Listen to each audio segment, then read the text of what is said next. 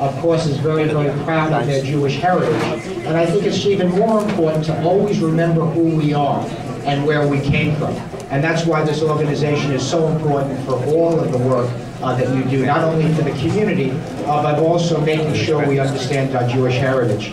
I do want to speak briefly about the issue that Ari mentioned, because I've been working on this for some time, and it's become an education process. Most people are shocked, because here we are sending our men and women overseas each and every day to fight a war on terror. Yet millions and millions of dollars are being invested in our enemies. The whole issue of terror-free investment is something that unfortunately most people don't know about.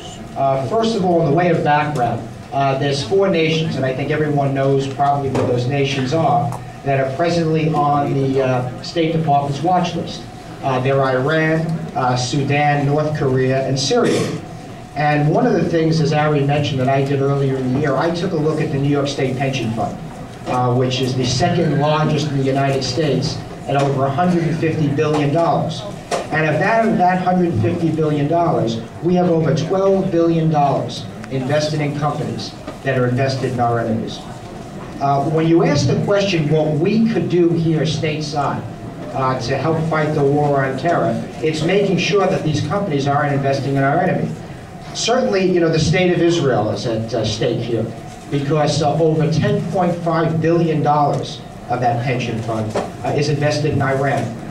So what I've been doing is really trying to educate not only the state pension fund, but unions and other institutional investors to really take a very close look. I'm not saying that we have to necessarily divest like we did years ago to fight apartheid in South Africa, or through the McBride principles in Northern Ireland, or the Swiss banks.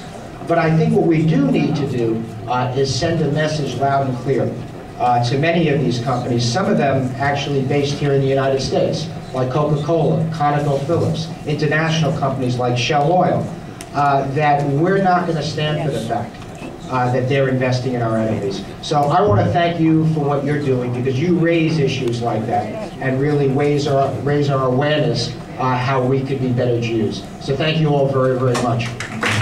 And congratulations to all of our fine honorees.